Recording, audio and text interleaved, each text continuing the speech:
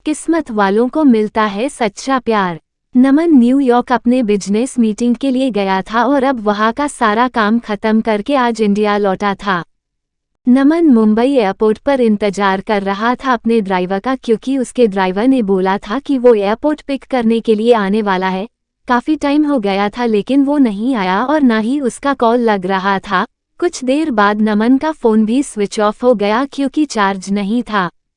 इंतजार करते करते बहुत टाइम हो गया था तो नमन ने सोचा कि वो टैक्सी से ही चला जाए। फिर वो अपना सारा सामान लेकर एयरपोर्ट से बाहर निकला और टैक्सी की राह देख रहा था कि कोई आए। तभी एक टैक्सी आते देख नमन उसे हाथ दिखाकर रोका और जैसे ही बैठने गया तो एक लड़की दूसरे साइड से टैक्सी में बैठ गई। नमन ने कहा कि ये टैक्सी उसने रोकी है तो वो बोली तो क्या हुआ, बैठी तो मैं पहले ना, आप दूसरी टैक्सी ले लो। नमन फिर उससे कहा कि आपको किस तरफ जाना है। उसने कहा मैं कहीं भी जाऊं, आपको उससे क्या मतलब। उसका ये सब सुन के नमन को थोड़ा गुस्सा आने लगा। एक तो मैं कब से इंतजार कर रहा हूँ, ड्राइवर नहीं आया मेरा और ये इधर मुझसे बहस कर रही है। फिर नमन भी टैक्सी में बैठ गया और बोला भैया चलो। वो लड़की ज्यादा कुछ नहीं बोली और आगे चल के उसका घर आ गया तो वो नमन से पहले ही उतर गई और नमन आगे निकाल गया टैक्सी में। फिर जब नमन को प्यास लगा तो वो पानी पीने के लिए पीछे वाले सीट से पानी की बोतल लेने गया तो देखा उधर एक छोटा सा हैंड पर्स था जिसमें एक पैन कार्ड, आधार कार्ड और एक छोटी सी डायरी थी। वो पर्स उस लड़की का था। नमन ने ड्राइवर को बोला कि देखो ये उस लड़की का पर्स इधर छूट गया है, तुम इससे पुलिस स्टेशन में जाके जमा कर देना। फिर वो ड्राइवर बोलने लगा कि नहीं साहब, मैं नहीं पढ़ना चाहता, ये पुलिस के चक्कर में वो 10 सवाल पूछते हैं, बार बार पुलिस स्टेशन बुलाते हैं। मैं टेहरा एक ड्राइवर, दिन भर गाड़ी चला के कुछ पैसे कमाता हूँ, अगर पुलिस स्टेशन के ही चक्कर काटते रह गया तो खाऊंगा क्या। साहब ये काम आप ही कर दो, आप पुलिस स्टेशन जाके जमा कर देना। फिर नमन ने सोचा ठीक है, मैं एक जिम्मेदार नागरिक होने के कारण ये तो कर ही सकता हूँ। और फिर नमन का घर आ गया। नमन ड्राइवर को उसका भाड़ा देकर उतर गया। नमन के घर में नमन अलावा उसके मम्मी पापा रहते हैं। नमन उनसे मिला, उनका हाल चाल लिया और पूछा कि ड्राइवर आया क्यों नहीं एयरपोर्ट पर मुझे लेने।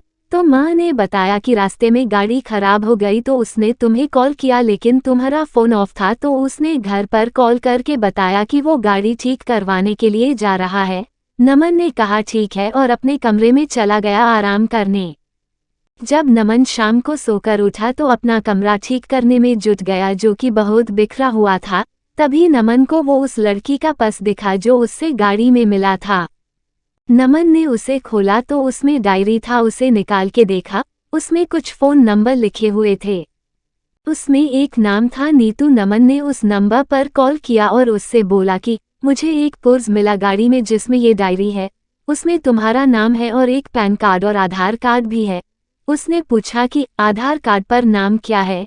नमन आधार कार्ड पर देखा और बोला अनिशा। तो सामने से वो लड़की बोली हाँ ये मेरी दोस्त का पर्स है, वो मुझे बोली थी कि उसका पर्स कहीं खो गया है, मैं उसे बता देती हूँ और आपका नंबर भी दे देती हूँ, वो आपको कॉल कर लेगी। नमन ने कहा ठीक है। थोड़ी देर बाद एक नंबर से कॉल आता है। फोन उठाते ही सामने से एक लड़की बोलती है मेरा पर्स आपके पास है। नमन ने कहा आप कौन। तो वो बोली वही जिसका पर्स आपके पास है, जिसमें मेरा कुछ बहुत ज़रूरी सामान है। नमन ने कहा हाँ मेरे पास है, तुम उसे टैक्सी में भूल गई थी। वो बोली हाँ, कल आप मुझे दिल्ली कैफ में मिलकर उसे लौटा सकते हैं। मैंने कहा हाँ। वो थैंक यू बोलकर कॉल रख दी। अगले दिन नमन कैफे गया उसका पर्स लौटाने के लिए। नमन सही टाइम पर पहुंचा था लेकिन अनिशा लेट थी। नमन रुका था उसके लिए। कुछ देर बाद वो आई। आज वो बिल्कुल अलग ही लग रही थी कल से। उसके लंबे घने बाल थे जो खुले हुए थे। उसने सफ़ेद और नीले रंग का सलवार कुर्ता पहना था, कनों में सुंदर से झुमके भी थे। नमन उसे बस देखता ही रह गया। वो धीरे धीरे नमन की तरफ चली जा रही थी। नमन का ध्यान ही नहीं था, वो बस उसे देखे जा रहा था। फिर वो बोली हेलो, ध्यान कहाँ है आपका, मैं कुछ पूछ रही हूँ। तो नमन जल्दी से उठ गया और बोला हाँ आओ, मैं तुम्हारा ही वेट कर रहा था। वो बोली हाँ सॉरी, मुझे थोड़ा लेट हो गया। नमन बोला कोई नहीं ठीक है। फिर नमन ने कहा कॉफ़ी। वो बोली सॉरी अभी नहीं, मैं थोड़ी जल्दी में हूँ, आप मेरा पर्स दे दो, मुझे जाना है। नमन ने कहा, हाँ दे दूंगा, थोड़ा बैठ के कुछ बात तो कर ही सकते हैं। वो बोली, जरूर लेकिन आज नहीं, फिर कभी। मैंने कहा, ठीक है लेकिन याद रखना अपनी बात, अगली बार साथ में बैठ के कॉफी पीना पड़ेगा, फिर मत कहना आज भी जल्दी में हूँ। वो बोली, हाँ ठीक है, अब मेरा पर्स दे दो। नमन ने उसका पर्स दे दिया और बोला, मैं तुम्हें कॉल कर सकता हूँ ना अगली बार मिलने के लिए। वो बोली, हाँ, और चली गई। नमन कुछ देर वहां रुका और फिर ऑफिस चला गया। नमन पूरी रात अनिशा का बारे में ही सोचता रहा। नमन उसे भूल ही नहीं पा रहा था। नमन को उसकी एक एक बात याद आ रही थी। अगले दिन नमन के कुछ दोस्त मिले और वो उसे बोलने लगे कि चल आज पार्टी करते हैं, बहुत दिन हो गए हैं हम दोस्तों ने साथ में पार्टी नहीं किया है।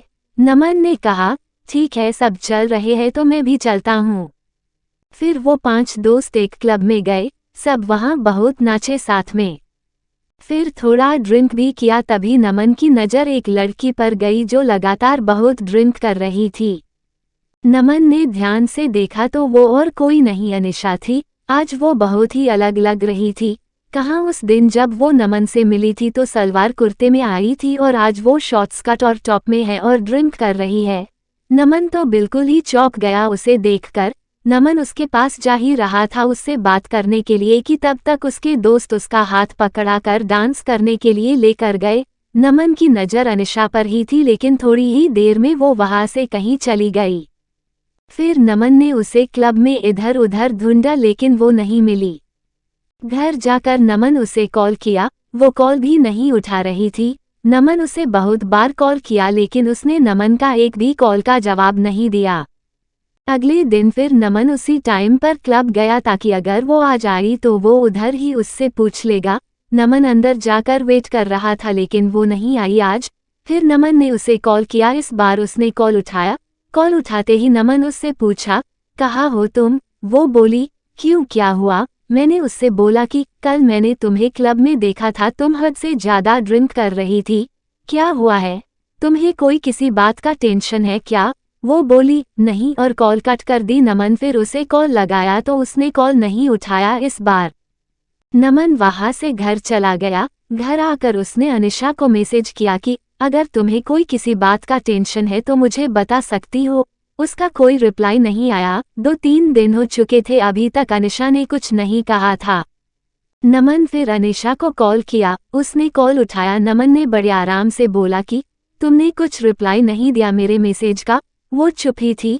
नमन ने फिर बोला, ऐसे चुप नहीं रहो, कुछ बोलो, कुछ परेशानी हो तो बताओ, मैं तुम्हारी मदद कर सकता हूँ। फिर नमन ने कहा, अच्छा चलो कल उसी कैफे में मिलो, तुम्हारा काफी बाकी है एक मुझ पे। वो, हाँ ठीक है, बोलकर कॉल रख दी। नमन बड़ी बेचैनी से कल का इंतजार कर रहा था। अगले दिन वो सुबह सुबह उठा, अच्छे से तैयार होकर अनिशा से मिलने के लिए निकला। आज नमन खुद टाइम से पहले आकर इंतजार कर रहा था। थोड़ी ही देर में अनिशा आई। वो बहुत सुंदर दिख रही थी। आज उसने जीन्स टॉप पहना था और बाल वैसे ही खुले थे। वो जैसे जैसे आगे आ रही थी चल के उसके बाल उसकी आंखों की तरफ आ रहे थे। वो उन्हें ठीक करती हुई आ रही थी। वो आके नमन के सामने वाले कुर्सी पर बैठ गई।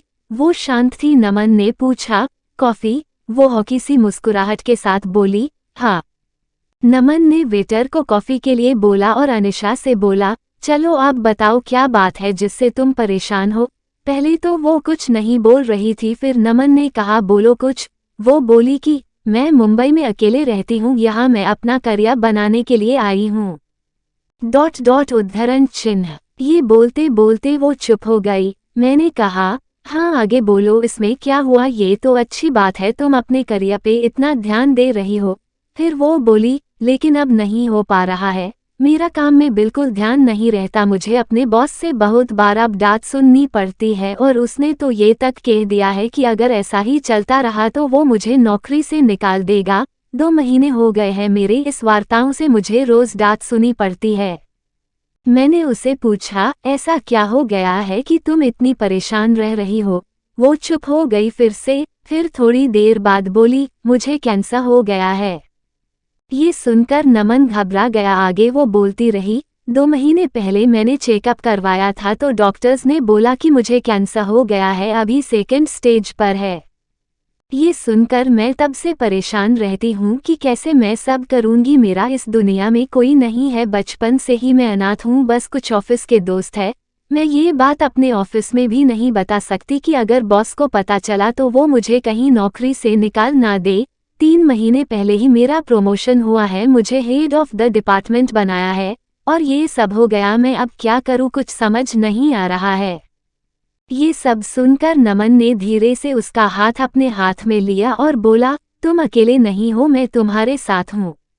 वो चुपचाप नमन की ओर देखने लगी। नमन ने कहा, हाँ तुम सही सुन रही हो, मैं तो उसी दिन से तुम्हें पसंद करने लगा था जिस दिन तुम अपना पस लेने के लिए मुझसे मिलने आई थी।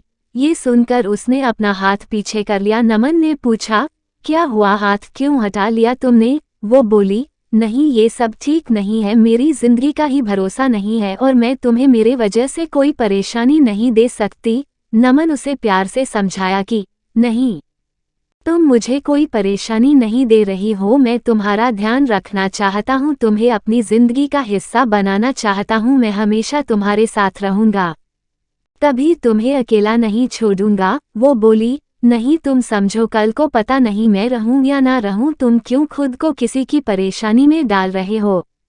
नमन उसे बहुत समझाया लेकिन वो नहीं मानी और चली गई। नमन उसके पीछे गया, उसका हाथ पकड़ के रोका और उससे कहा, तुम्हें कभी भी किसी की जरूरत हो तो मैं हमेशा तुम्हारे साथ रहूंगा। और फिर अनिशा चली गई। नमन उसे रोज उसका हाल पूछता था, वो डॉक्टर के पास चेकअप के लिए गई कि नहीं, टाइम पर सब दवाइयाँ ले रही है कि नहीं। उस दिन के बाद नमन ने कभी उसे अकेला नहीं महसूस होने दिया। नमन उसे रोज फोन करता था, उसका हाल पूछता था। 4 महीने हो चुके थे ऐसे बात करते करते। एक दिन शाम को फोन पर बात करते करते अनिशा बेहोश हो गई। नमन उसे पुकारता रहा लेकिन वो कुछ नहीं बोल रही थी।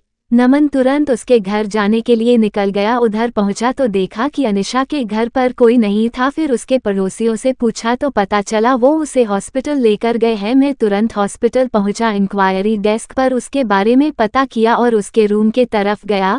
वह 2-3 लोग खड़े थे जो अनिशा को हॉस्पिटल लेकर आए थे।